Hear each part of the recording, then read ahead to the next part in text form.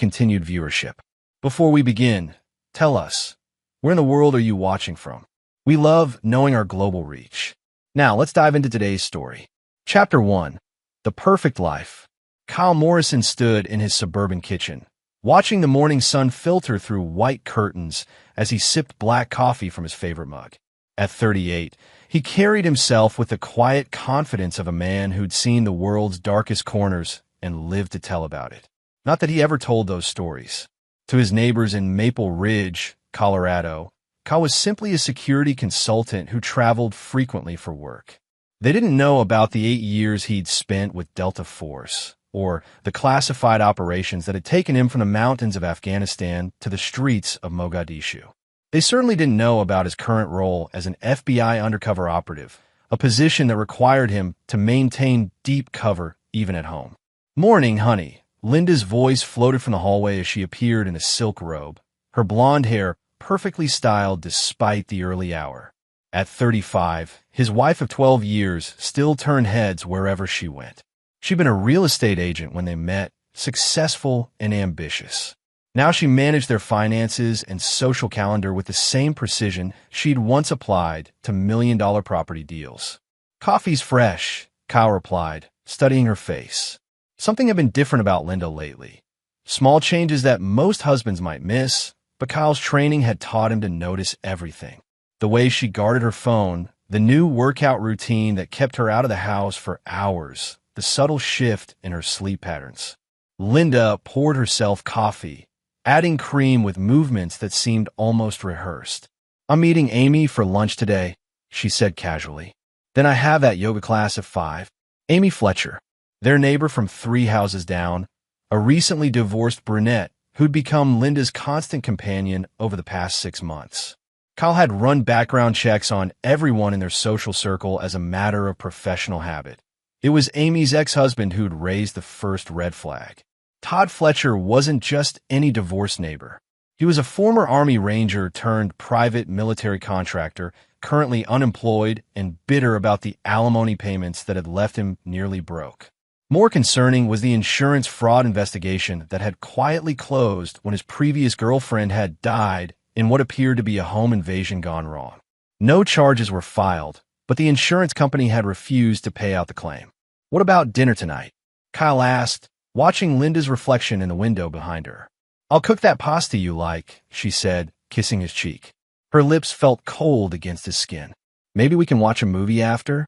Kyle nodded, but his mind was already working.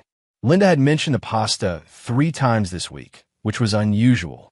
She'd also been increasingly affectionate, another behavioral change that triggered his instincts. In his experience, people became either more distant or more loving when they were planning something terrible.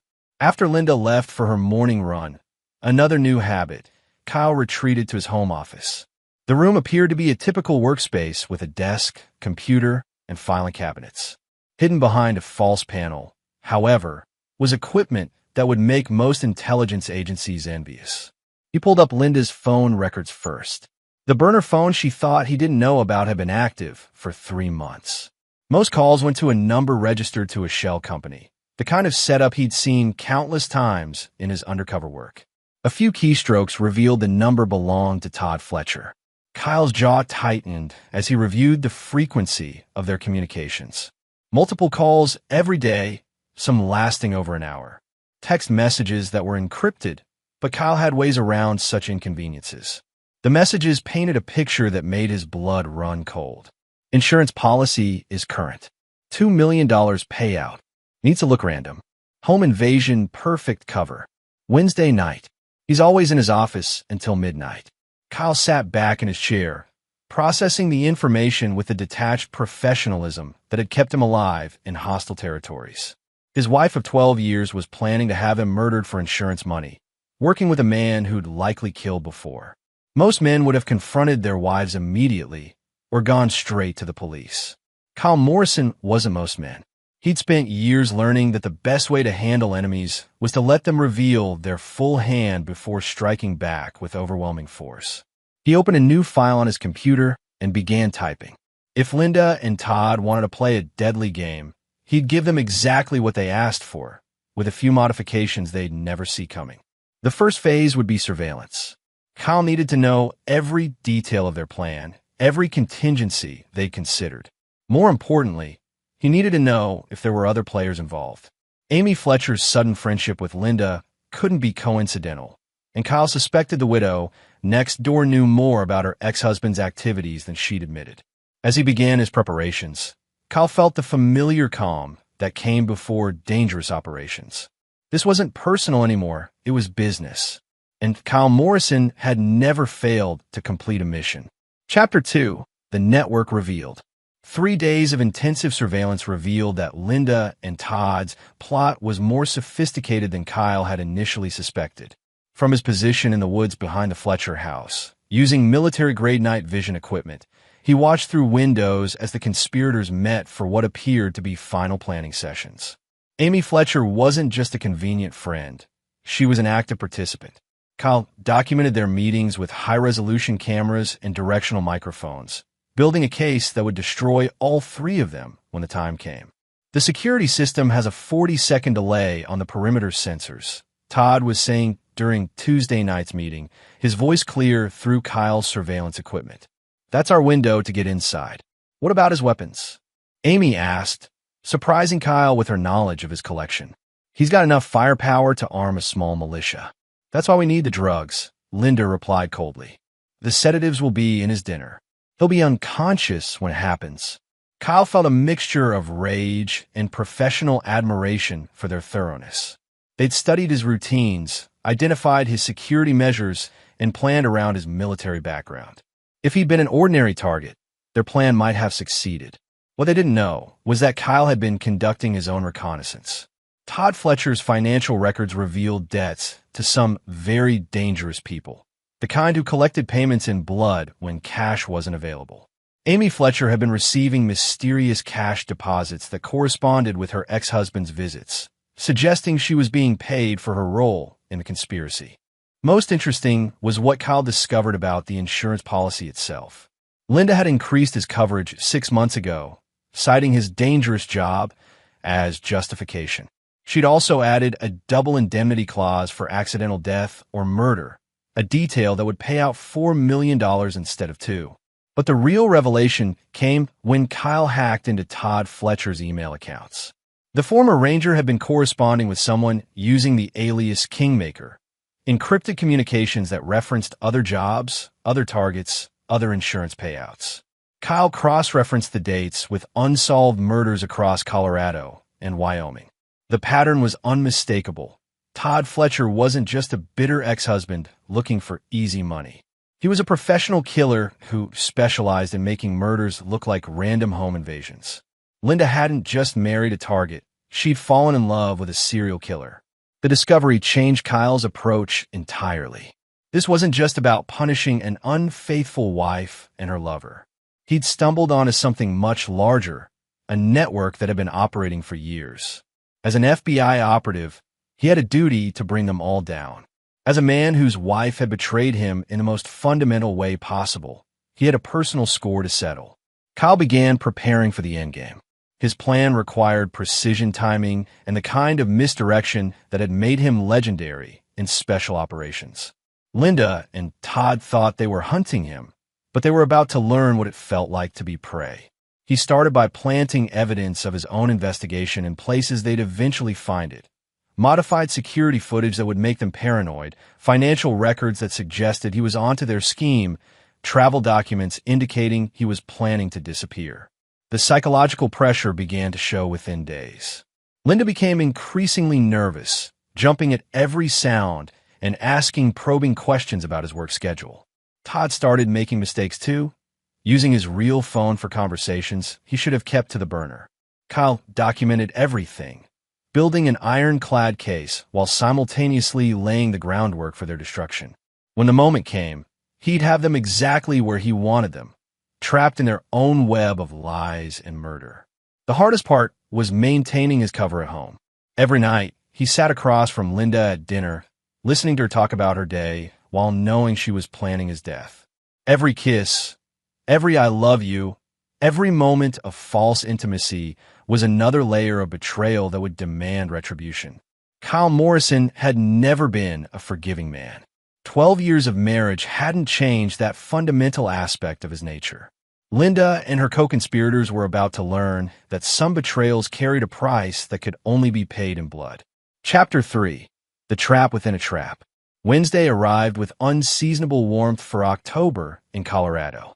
Kyle went through his normal routine: coffee at 6, brief workout in the basement gym, shower, and breakfast with Linda. She seemed particularly affectionate that morning, which confirmed his suspicions about the timeline. "What time will you be home tonight?" she asked, her voice carefully casual as she buttered toast. "Late," Kyle replied. "Play his part perfectly. New case files came in yesterday. I'll probably be in my office until midnight, maybe later." Linda nodded, but Kyle caught the brief flash of relief in her eyes. "I'll leave dinner in the fridge. Don't work too hard, honey." After Linda left for her morning workout, which Kyle knew was actually a final planning session with Todd and Amy, he began the most critical phase of his operation. Every detail had to be perfect, because he'd only get one chance to spring his trap. Kyle's home office contained several features that Linda didn't know about, installed during the renovations he'd insisted on handling personally. Hidden cameras in every room, audio recording devices connected to an off-site server, and most importantly, a panic room behind the bookshelf that could only be accessed by biometric scan. But tonight, Kyle wouldn't be hiding. He'd be hunting. The first step was replacing the sedatives Linda had hidden in the kitchen with harmless supplements that would cause drowsiness without incapacitation. Kyle needed to appear vulnerable while remaining fully alert and capable. Next, he modified his security system to record everything while appearing to malfunction at the crucial moment. Todd and Amy would think they'd successfully disabled his defenses when they'd actually triggered additional layers of surveillance. Most importantly, Kyle had contacted his FBI handler using emergency protocols. Special Agent Rebecca Torres was coordinating with local law enforcement to ensure the entire network will be dismantled simultaneously. But Torres had agreed to Kyle's unconventional approach: let the conspirators commit to their crime before moving in for arrest. As evening approached, Kyle felt the familiar pre-mission calm settling over him. This was what he'd been trained for, what he'd lived for during his years in special operations. The only difference was that this time, the mission was deeply personal. At 8 o'clock, Kyle sat down to Linda's carefully prepared dinner: pasta with meat sauce, Caesar salad, and a glass of red wine. He made a show of eating heartily while secretly disposing of most of the food. The wine, which had been spiked with enough sedatives to drop a horse, went into a hidden drain he'd installed beneath his chair. By 9:30, Kyle was pretending to struggle with drowsiness.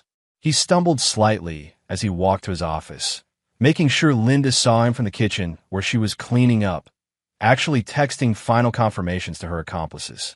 In his office, Kyle positioned himself at his desk with his back to the door, exactly as the conspirators expected.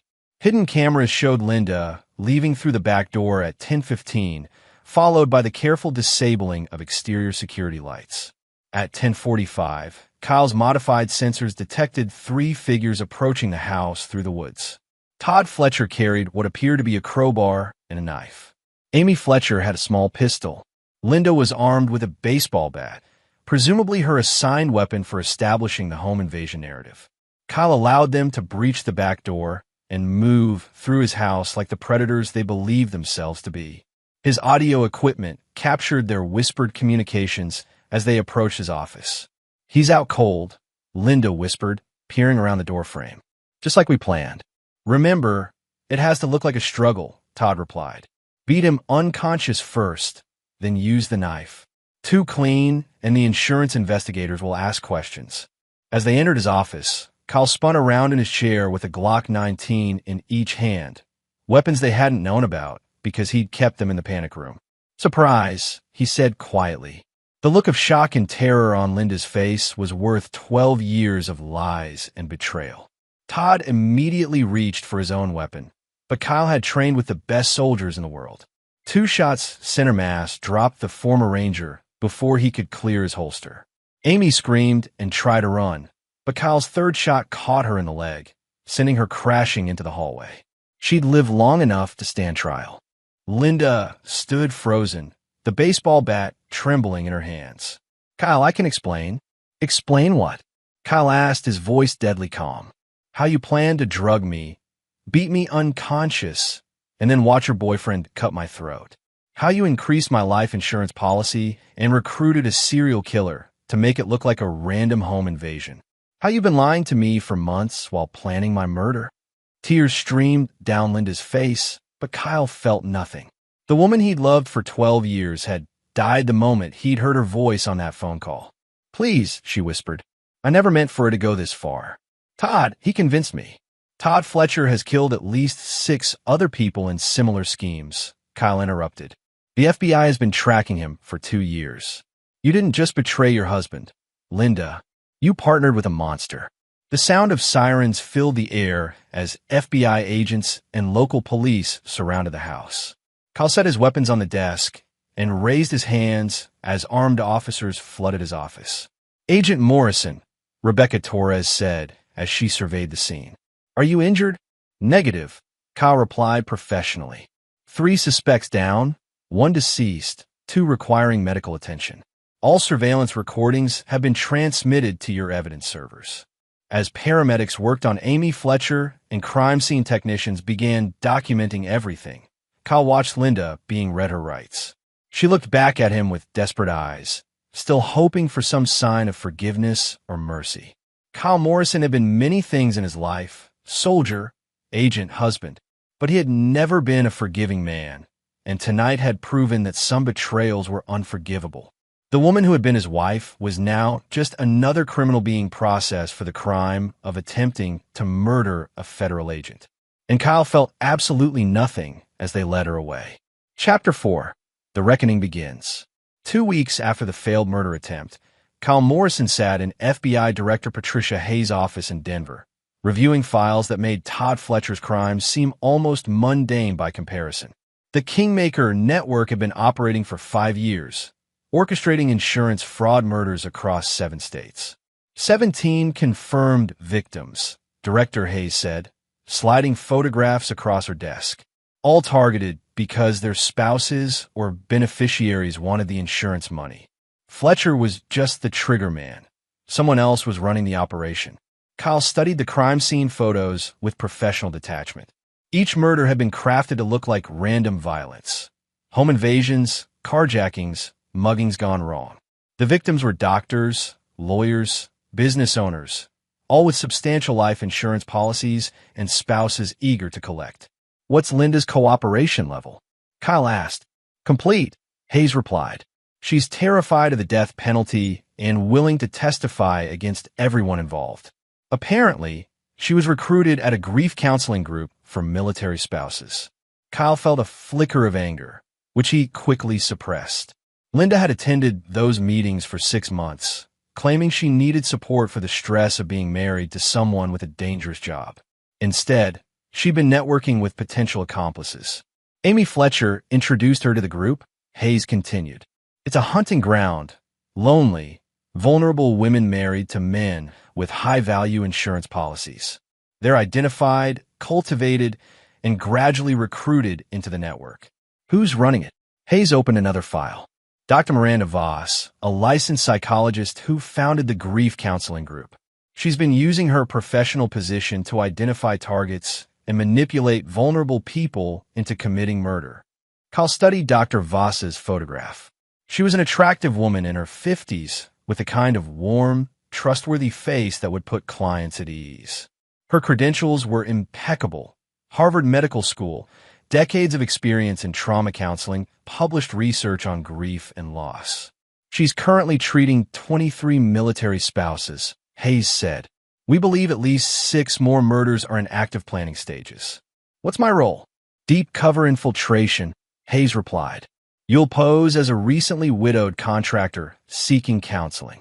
Dr. Voss specializes in helping people whose spouses died in violent circumstances, exactly the kind of trauma that would justify your psychological profile. Kyle nodded, already formulating his cover identity. Timeline, immediate. While we're building the federal case, more people are going to die if we don't shut down active operations. You'll be Greg Morrison, no relation to your real identity. Your wife died in a car accident 3 months ago, leaving you with a $2 million insurance policy and survivor's guilt. The irony wasn't lost on Kyle. He'd be posing as a grieving widower while his actual wife sat in a federal holding cell, awaiting trial for attempted murder. But personal feelings had no place in professional operations. "I want Linda transferred to maximum security," Kyle said. "If Dr. Voss has the reach we suspect, my cover could be blown if Linda talks to the wrong people." "Already arranged," Hayes replied. "She's in solitary confinement, no contact with other prisoners.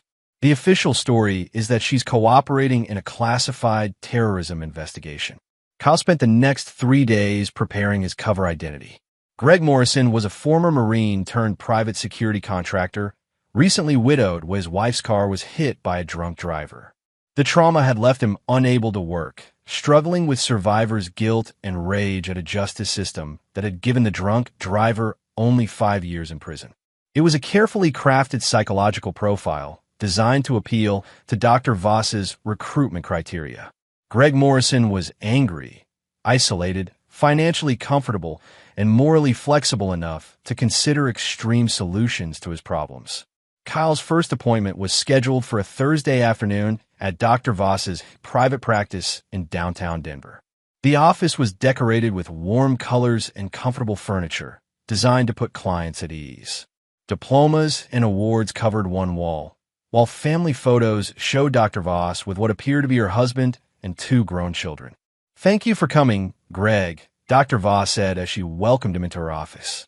Her voice was gentle, professional, exactly what someone would expect from a licensed therapist. "I know this is difficult." Kyle played his role perfectly, describing Greg Morrison's loss with just the right mixture of grief and barely controlled rage. He mentioned the insurance money with embarrassment, as if financial compensation somehow diminished his wife's memory. "Many people struggle with survivor benefits," Dr. Voss said sympathetically. "There's often guilt associated with receiving money because of a loved one's death." "It feels like blood money," Kyle replied, allowing genuine emotion to color his voice. "Like I'm profiting from Sarah's death." Dr. Voss made notes in a leather-bound journal, her pen moving across the page with practiced efficiency. Kyle memorized everything about the office, the security cameras, the locked filing cabinet, the computer that likely contained client records.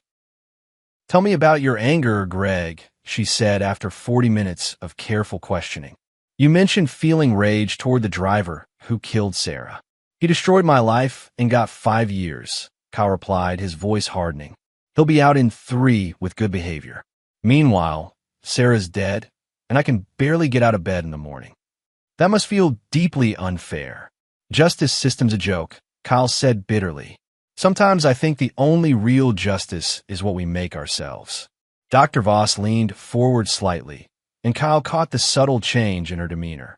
This was the moment she began evaluating him as a potential recruit. "Those feelings are completely normal," she said. "Many of my clients express similar thoughts about taking justice into their own hands." Kyle left the appointment with a follow-up session scheduled for the following week. In the parking garage, he activated a secure phone and called Director Hayes. "She's interested," he reported. "Pushing the boundaries, testing my moral flexibility.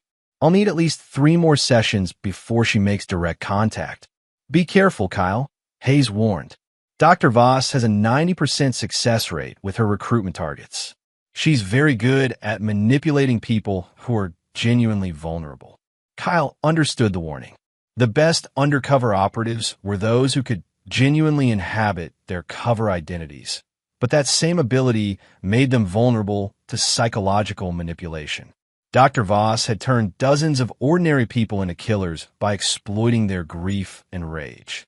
But Kyle Morrison wasn't an ordinary person. He was a predator who'd learned to hunt among the most dangerous prey on Earth. Dr. Voss might be skilled at manipulating the vulnerable, but she'd never faced someone who was hunting her in return. The game was about to begin in earnest, and Kyle intended to win. Chapter 5. The Hunter Becomes Hunted. Kyle's second session with Dr. Voss revealed the sophistication of her operation. The psychologist had clearly researched Greg Morrison's background between appointments, testing details of his cover story with casual questions that seemed like therapeutic exploration but were actually verification attempts. "You mentioned your wife worked in real estate," Dr. Voss said, reviewing her notes. "That must have been stressful, dealing with clients and deadlines." "Sarah loved the challenge," Kyle replied, having memorized every detail of his fictional wife's career. "She was one of the top agents in Phoenix before we moved to Denver. The transition was hard on her." Dr. Voss nodded sympathetically, but Kyle caught her subtle glance at a tablet beside her chair. She was cross-referencing his responses with information she'd gathered independently. The woman was thorough, another reason she'd avoided detection for so long. "Have you considered relocating again?" she asked. "Sometimes a change of environment helps with the grieving process." "I can't run from this forever," Kyle said, allowing frustration to bleed into his voice. "Besides, I want to be here when that bastard gets out of prison. I want him to know I'm watching." The session continued for an hour, with Dr. Voss gradually steering the conversation toward themes of justice, revenge, and the failures of the legal system. Kyle responded with carefully calibrated anger, showing enough moral flexibility to interest her without appearing eager. As he left the appointment, Kyle noticed he was being followed. A silver SUV maintained a discreet distance as he drove through downtown Denver, confirming his suspicions about Dr. Voss's thorough screening process. Instead of leading the surveillance team to his safe house, Kyle drove to a gym where Greg Morrison supposedly worked out. He spent 2 hours lifting weights and running on a treadmill, maintaining his cover while using reflective surfaces to study his watchers. The surveillance team was professional, former military or law enforcement, not street thugs. Dr. Voss was using skilled operators to verify her potential recruits, another indication of the network's sophistication. Kyle's third session took place the following Tuesday. This time, Dr. Voss introduced a new element to their discussions. "I'd like you to meet someone," she said after their regular hour of therapy. "Another client who's experienced similar loss. Sometimes group support can be more effective than individual counseling." The woman who entered the office was in her early 40s, attractive in a tired way that suggested recent trauma. She introduced herself as Patricia Wells, a widow whose husband had been killed in a workplace accident 6 months earlier. Patricia's husband was an electrician, Dr. Voss explained. He died because his supervisor cut corners on safety protocols. No criminal charges were filed. Kyle recognized the setup immediately. Patricia Wells was either another potential recruit or an established member of the network, brought in to test his reactions and build trust. Either way, she represented an escalation in Dr. Voss's recruitment process. "It's nice to meet someone who understands," Patricia said, her voice carrying genuine emotion. "Most people don't know what it's like to lose someone because of another person's negligence." Kyle played his role, expressing sympathy for Patricia's loss while sharing carefully edited details of his own fictional tragedy. The conversation felt natural, two grieving people finding comfort in shared experience, but Kyle remained alert for signs of manipulation. "Sometimes I fantasize about confronting the supervisor," Patricia admitted, "making him understand what his negligence cost me and my children." "I know exactly what you mean," Kyle replied. "I dream about the drunk driver every night. In my dreams, I make him pay for what he did to Sarah." Dr. Voss watched their interaction with the focused attention of a scientist studying laboratory subjects. Kyle realized this was likely how she identified compatible personalities, potential conspirators who could work together effectively. The session ended with Dr. Voss suggesting that Kyle and Patricia continue meeting outside of her office, perhaps for coffee or lunch. "Sometimes the most healing conversations happen in less formal settings," she said. Kyle agreed, knowing this was the next step in the recruitment process. As he left the office, he noticed the silver SUV was back, but this time there was a second vehicle, a black sedan that followed Patricia Wells when she departed. That evening, Kyle met with Director Hayes at a secure location in suburban Denver. The FBI had been monitoring Dr. Voss's communications and financial records, building a comprehensive picture of her network. "Patricia Wells is legitimate," Hayes reported. "Her husband really did die in a workplace accident, and she's been attending Dr. Voss's group therapy sessions for 4 months. She's being recruited just like you. How many others are in active recruitment? At least 12 that we've identified, Hayes replied. Dr. Voss runs multiple therapy groups, each targeting different demographics. Military spouses, accident victims, families of crime victims, anyone with reason to feel failed by the justice system.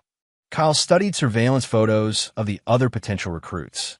They were ordinary people dealing with extraordinary loss, exactly the kind of vulnerable individuals that Dr. Voss specialized in manipulating. What's the end game? Kyle asked. Based on Linda's testimony and our surveillance, Dr. Voss identifies insurance targets through the therapy sessions, then pairs them with suitable assassins from her network. The murders are planned to look random, with the surviving spouses appearing to be victims themselves. And the financial structure? Sophisticated, Hayes admitted. Dr. Voss takes 30% of the insurance payouts, laundered through a network of shell companies and offshore accounts.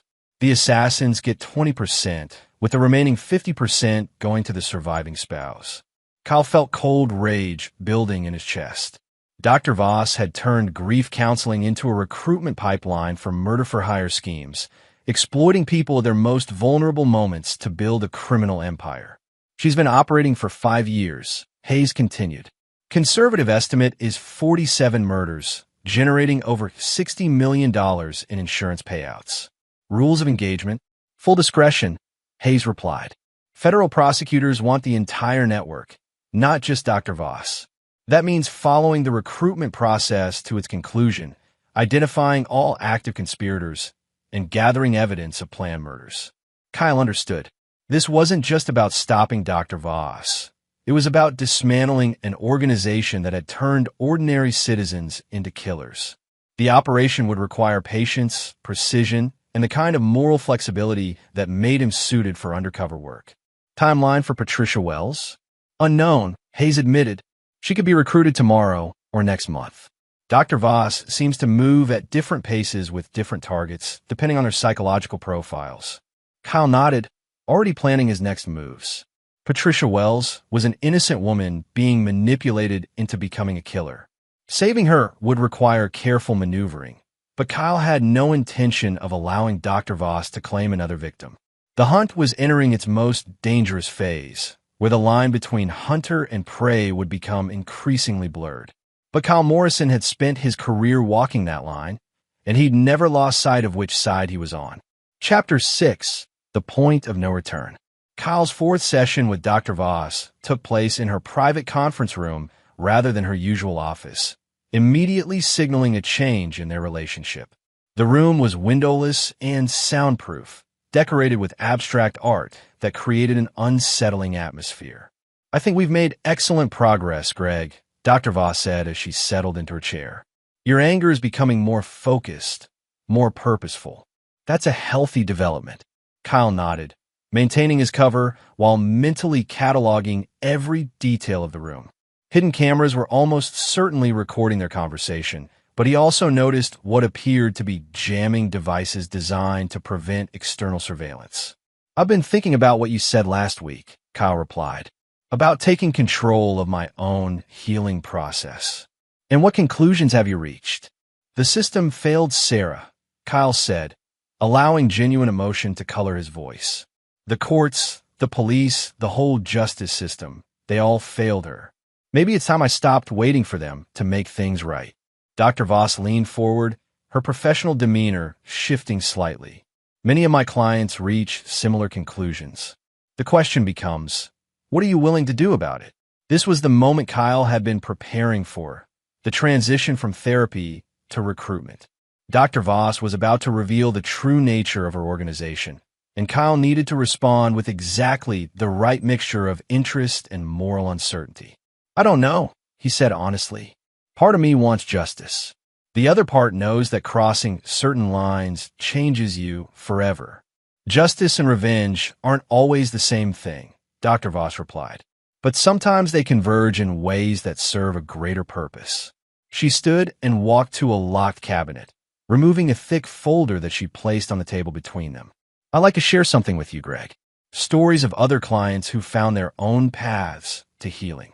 Kyle opened the folder to find case studies that made his blood run cold. Each file detailed a successful murder disguised as random violence, complete with psychological profiles of the surviving spouses and detailed financial breakdowns of the insurance payouts. These people found peace, Dr. Voss said as Kyle reviewed the files. They took control of their circumstances instead of remaining victims. Kyle forced himself to appear interested rather than horrified. Each case study represented a life destroyed by Dr. Voss's manipulation, an ordinary person transformed into a killer through expert psychological conditioning. "This is incredible," he said, allowing awe to creep into his voice. "You helped them do this?" "I provided guidance and support," Dr. Voss replied carefully. "The decisions were always theirs to make."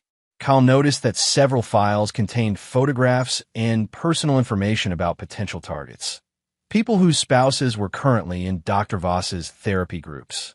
The scope of her operation was even larger than the FBI had suspected.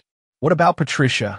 Kyle asked, testing the boundaries of the conversation.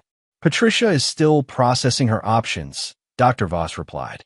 "Her situation is more complex because of her children. Single mothers face unique challenges when seeking justice." Kyle understood the implication.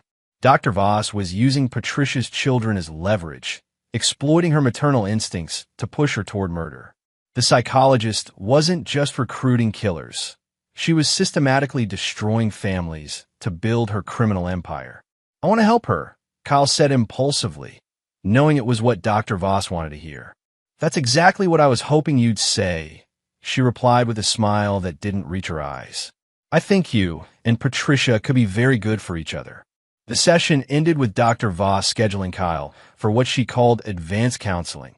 Individual sessions focused on practical planning rather than emotional processing. She also arranged for him to meet Patricia Wells that evening at a restaurant downtown. Kyle left the office knowing he'd crossed a crucial threshold. Dr. Voss now viewed him as a committed recruit rather than a potential client, which meant the next phase of the operation would involve detailed planning for actual murders. As he drove to meet Patricia Wells, Kyle activated his secure communication device and updated Director Hayes on the day's developments. "She's accelerating the timeline," Hayes replied. "We're seeing increased activity across all her therapy groups." Something spooked her. Kyle felt a chill of apprehension. If Dr. Voss suspected law enforcement interest, she might be rushing to complete active operations before shutting down and disappearing. That would mean multiple murders happening simultaneously across several states.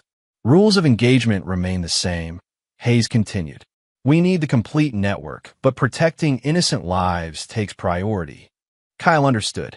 If forced to choose between maintaining his cover and preventing murders, he was authorized to break operational security to save lives. His meeting with Patricia Wells took place at a quiet restaurant in Cherry Creek, upscale enough to ensure privacy, but casual enough to appear natural. Patricia arrived looking nervous but determined, clearly having received instructions from Dr. Voss about the evening's agenda. "I'm glad you wanted to meet," she said as they settled into a corner booth. "Dr. Voss says you've been very helpful with your perspective on justice." Kyle studied Patricia's face, seeing the combination of grief, anger, and moral uncertainty that made her vulnerable to Dr. Voss's manipulation. She was a good person being pushed toward an unthinkable act by expert psychological conditioning. "We're both dealing with people who destroyed our lives," Kyle replied carefully. "Maybe we can help each other find closure." Patricia nodded, but Kyle caught the flicker of doubt in her eyes. Unlike Linda, who had embraced the opportunity for murder and financial gain, Patricia Wells was struggling with the moral implications of what Dr. Voss was asking her to do. "Tell me about your husband's supervisor," Kyle said, following the script he knew Dr. Voss expected. Patricia's expression hardened as she described the man whose negligence had killed her husband. The supervisor had a history of safety violations, had been drunk on the job multiple times, and had actively covered up the conditions that led to the fatal accident. "He's still working," Patricia said bitterly. "Same job, same company, probably cutting the same corners that killed David." Nobody cares because he's management and my husband was just an electrician. Kyle recognized the genuine pain in her voice, the sense of injustice that Dr. Voss had expertly cultivated and directed toward murderous intent. Patricia Wells wasn't evil. She was a grieving widow who'd been systematically manipulated by a master predator. "What does Dr. Voss want you to do?" Kyle asked directly. Patricia looked around nervously before answering. "She says the supervisor has a wife and children. She says if something happened to him, something that looked random, his family would get a large insurance settlement. She says it will be justice for both of us." Kyle felt sick as he understood the full scope of Dr. Voss's manipulation. The psychologist wasn't just turning victims into killers. She was convincing them that murder was an act of compassion, a way to help the families of their targets while achieving their own revenge. "And you'd be willing to do that?" Kyle asked. "I don't know," Patricia replied honestly. "Part of me wants him to suffer like I've suffered. But I keep thinking about his children and what losing their father would do to them." Kyle saw his opportunity. Patricia Wells still had functioning moral instincts, which meant she could potentially be saved from Dr. Voss's influence. But doing so would require careful maneuvering that wouldn't compromise his overall mission. "Maybe there's another way," he said carefully. "Maybe we can find justice without destroying innocent families." Patricia looked at him with desperate hope, and Kyle realized he was now walking the thinnest of lines. He had to maintain his cover while preventing Patricia from becoming a killer, all while gathering evidence against Dr. Voss's entire network. The end game was approaching, and Kyle Morrison had never faced a more complex challenge. Chapter 7: The Web Titans. Kyle's next session with Dr. Voss took place in a different location entirely, a private office in an industrial complex on Denver's outskirts. The change of venue signaled that he'd been accepted into the network's inner circle, but it also meant increased security and surveillance. "Welcome to the real work, Greg," Dr. Voss said as she led him through a maze of corridors to a conference room equipped with multiple monitors and sophisticated communication equipment. "This is where we plan actual solutions." Kyle counted at least 6 security cameras and noted the presence of 2 men who were clearly armed security personnel.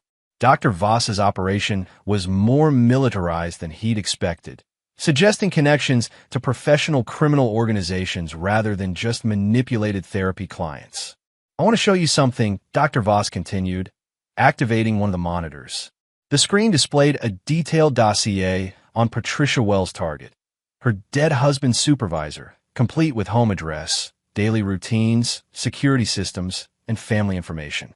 "Marcus Webb, age 47, married with 3 children," Dr. Voss read from the file. "Lives in a suburban neighborhood with minimal security. His wife Teresa works as a nurse. Children ages 12, 15, and 17. Kyle studied the surveillance photographs, noting the professional quality and comprehensive scope. Someone had been watching the Webb family for weeks, documenting their routines with military precision. "Patricia believes she's making her own decision about Mr. Webb," Dr. Voss continued. "But we both know she needs guidance to follow through effectively." "What kind of guidance?" Kyle asked.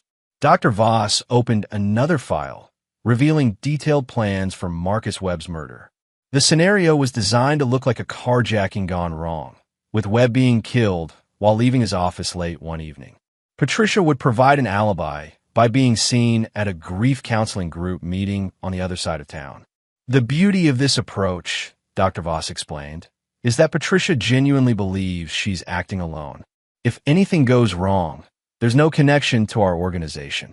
Kyle realized he was looking at the operational template that had been used for dozens of murders over the past 5 years. Dr. Voss didn't just recruit killers. She provided them with detailed murder plans while maintaining plausible deniability. "What's my role?" he asked. "You'll be Patricia's partner," Dr. Voss replied. "Someone to provide emotional support and ensure she follows through. In exchange, we'll help you deal with your own justice problem." She activated another monitor, displaying a comprehensive dossier on the fictional drunk driver who had supposedly killed Greg Morrison's wife. Kyle had to admire the thorough backstory his FBI handlers had created.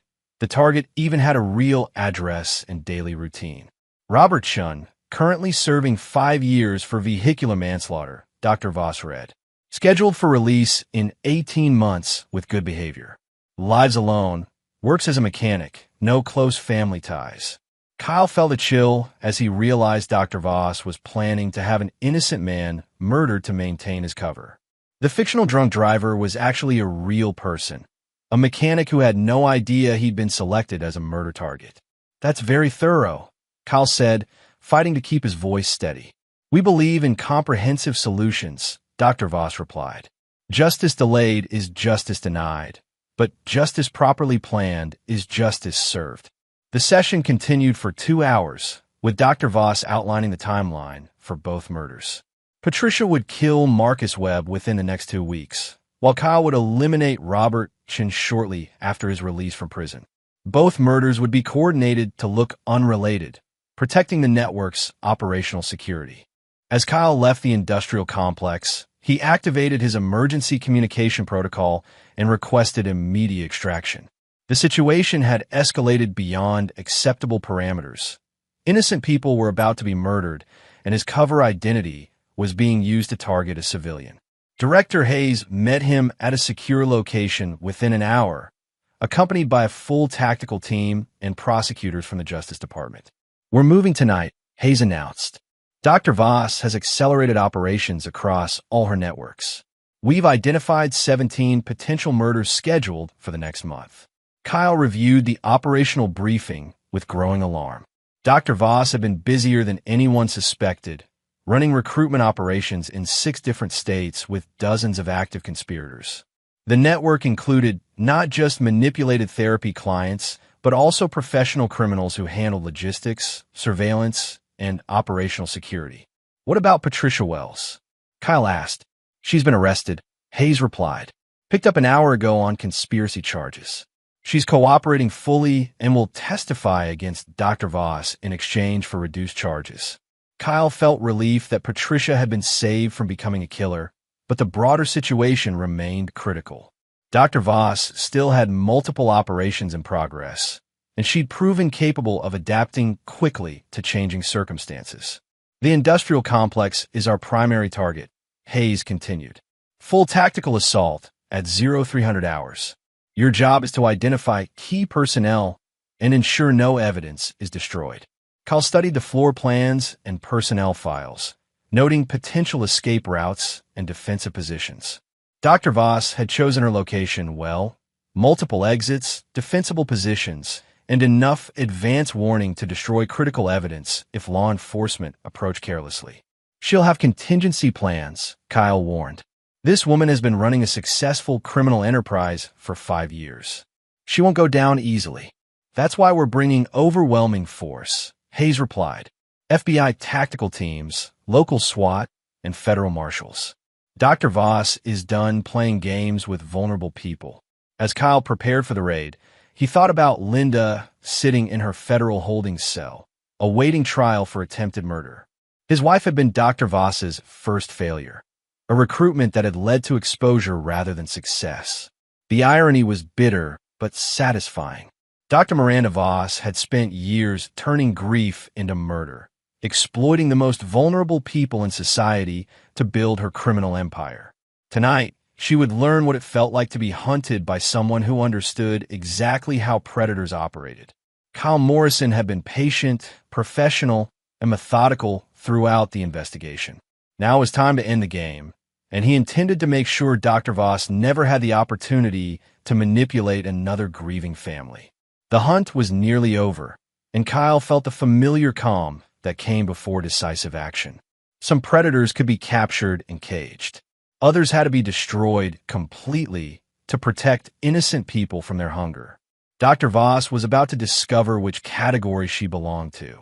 Chapter 8, The Final Hunt. The industrial complex was a fortress in the pre-dawn darkness, but Kyle Morrison had spent years learning how to breach fortified positions.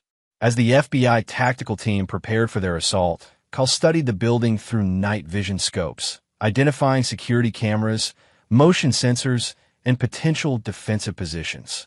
Target building has 4 armed guards on perimeter, he reported through his communication headset. rotating patrols every 15 minutes, with blind spots on the north and east sides. Director Hayes coordinated the assault from a mobile command center, monitoring communications and surveillance feeds from multiple agencies. Dr. Voss is still inside, she confirmed. Thermal imaging shows at least 12 people in the main conference room. Kyle checked his equipment one final time. Unlike the other agents, he wasn't planning to make arrests. His role was intelligence gathering and target identification. But he also carried enough firepower to handle unexpected complications, because Dr. Voss had proven herself capable of extreme measures. All teams in position, Hayes announced over the tactical frequency. Commence operation in 3, 2, execute. Kyle moved through the darkness with the fluid precision of a predator returning to familiar territory. While the main assault teams breached the primary entrances, he used a service corridor to access the building's interior undetected. The first thing Kyle noticed was the silence. A facility that should have been bustling with activity was eerily quiet, suggesting that Dr. Voss had detected the law enforcement presence and activated defensive protocols. Kyle's suspicions were confirmed when he reached the main conference room and found it empty, except for a single note taped to the table. "Agent Morrison, I've been expecting you." The realization hit him like ice water. Dr. Voss had known about his undercover operation from the beginning, had been playing him just as expertly as she'd manipulated her therapy clients. Kyle activated his emergency communication device, but found only static. The building was being jammed. "Looking for these?" Dr. Voss's voice came from speakers hidden throughout the room. "I'm afraid your FBI friends are experiencing some technical difficulties." Kyle drew his weapon and moved toward the exits, but found them sealed with electromagnetic locks that wouldn't respond to his override codes. He was trapped in a room with no windows and only one way out, through Dr. Voss herself. "I must admit, you were very convincing," her voice continued. The grieving widower seeking justice, struggling with moral boundaries. "If I hadn't run background checks on every new client, you might have succeeded." Kyle remained silent, using the time to examine the room for hidden passages or weaknesses in the walls.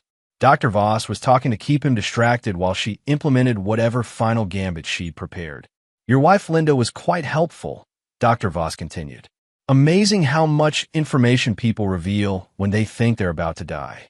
She told Todd Fletcher all about your military background, your FBI position, even your operational methods." Kyle felt cold rage building in his chest. Linda hadn't just betrayed him personally. She'd compromised his professional cover and endangered his life. "I've been planning this conversation for weeks," Dr. Voss said. "The question is, what exactly did you think you were hunting?" The lights in the conference room dimmed, and Kyle heard the distinctive sound of multiple weapons being cocked.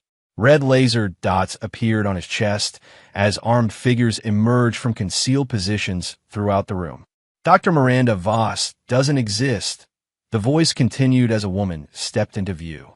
She was younger than the photograph suggested, with short dark hair and the kind of predatory smile Kyle had seen on the faces of enemy combatants.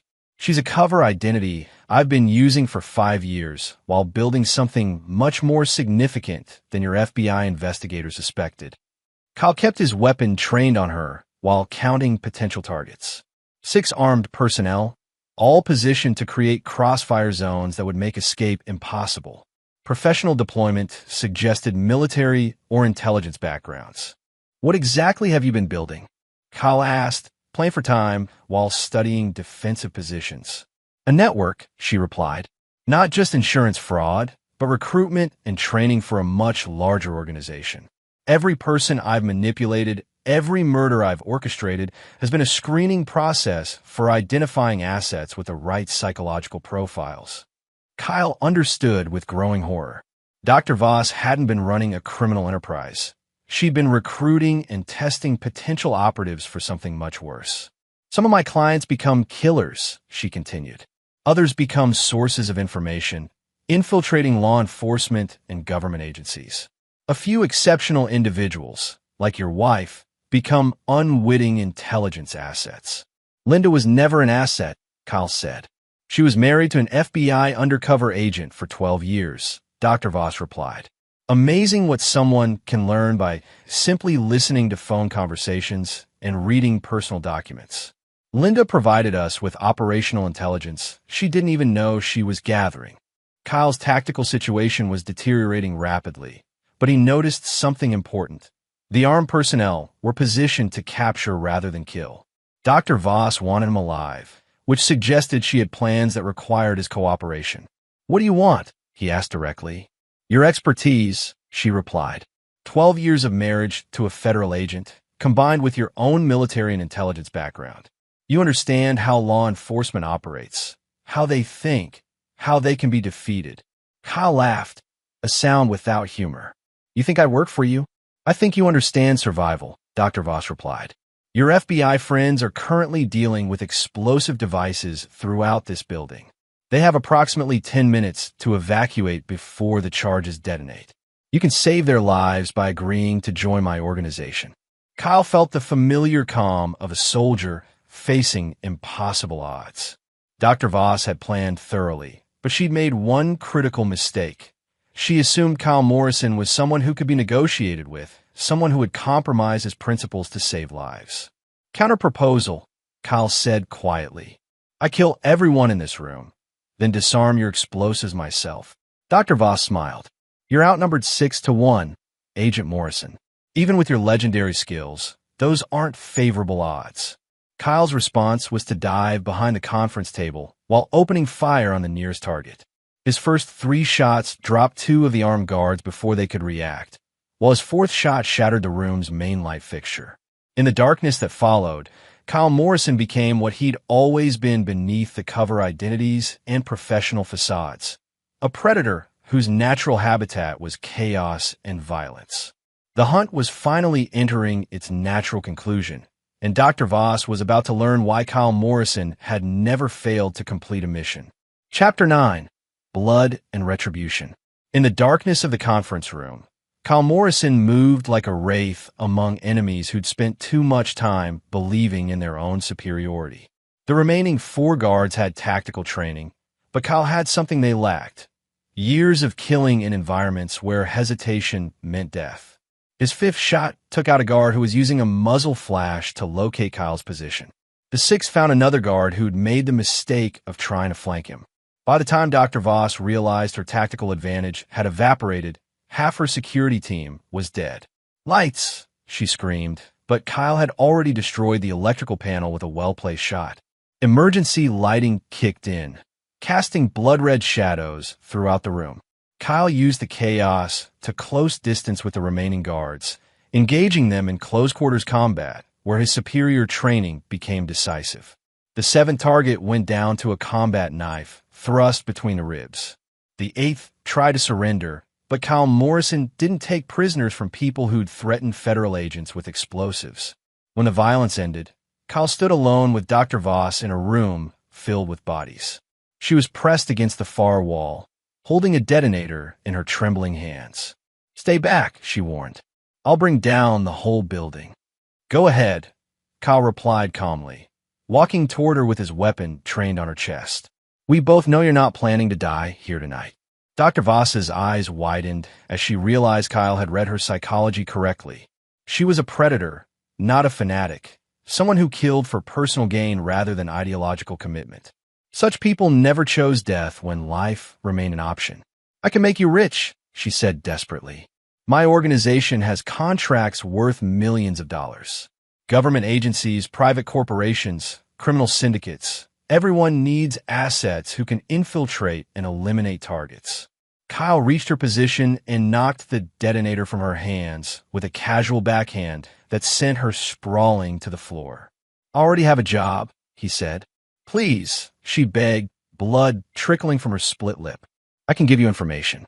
Names, locations, operational plans. The network is bigger than you imagine." Kyle stood over her, studying the woman who'd spent years turning grief into murder. Dr. Voss had exploited the most vulnerable people in society, turning their pain into weapons for her own enrichment. She'd manipulated his wife into attempting murder, compromised federal operations, and planned to kill innocent civilians to maintain her cover. "You're right about one thing," Kyle said quietly. I do understand survival. He pulled the pins from 2 grenades and dropped them at Dr. Voss's feet. The difference between us is that I understand who deserves to survive and who doesn't. Kyle was already moving toward the emergency exit when the explosions lit up the conference room. The electromagnetic locks had been disabled by the blast, allowing him to escape the building as FBI tactical teams breached the perimeter. Director Hayes found him in the parking lot, watching smoke pour from the industrial complex's windows. "Status report," she demanded. "Dr. Voss is dead," Kyle replied, "along with her security team and any explosives they might have planted." Hayes studied his face in the reflected light of the burning building. "The official report will show she died resisting arrest during a federal raid. You were never inside the building." Kyle nodded, understanding the necessity of maintaining operational security. His methods might not have been strictly legal, but they'd been effective in ways that a traditional arrest could never accomplish. "What about the network?" Hayes asked. "We have enough evidence from the files to roll up the entire operation," Kyle replied. 17 states, dozens of active conspirators, and a client list that reads like a who's who of organized crime. 3 weeks later, Kyle Morrison sat in a federal courtroom watching Linda testify against her former co-conspirators. She looked smaller than he remembered, diminished by months in federal custody and the knowledge that her decisions had led to multiple deaths. When she finished her testimony, Linda looked directly at Kyle for the first time since her arrest. Her eyes held desperate hope for some sign of forgiveness, some indication that their 12 years of marriage had meant something. Kyle stared back with the expression of a man looking at a stranger. Whatever love he'd felt for Linda Morrison had died the moment he'd heard her planning his murder. The woman in the witness box was just another criminal whose testimony would help convict other criminals. Linda's face crumpled as she understood. Kyle Morrison was not a forgiving man, and some betrayals could never be forgiven or forgotten. She'd chosen Todd Fletcher and his promises of easy money over the husband who would have died for her. Now she would live with the consequences of that choice for the rest of her life. After the trial, Kyle returned to his work with the FBI, specializing in undercover operations that required his particular combination of skills and moral flexibility. He never remarried, never trusted anyone enough to share the deeper truths of his nature. The house in Maple Ridge was sold, the proceeds donated to a charity for military families. Kyle kept nothing that reminded him of his former life, except for one item, Linda's wedding ring, which he carried in his pocket as a reminder that love could be weaponized just as effectively as hatred. 6 months later, Kyle received word that Linda had been found dead in her prison cell, apparently a suicide. The note she left contained only 4 words. "I'm sorry, Kyle Morrison." Kyle felt nothing when he read the report. Linda Morrison had made her choices and lived with the consequences. Her death changed nothing. It certainly didn't erase 12 years of lies or resurrect the man Kyle had been before discovering her betrayal. Some betrayals carve scars so deep they change the fundamental nature of who a person could become.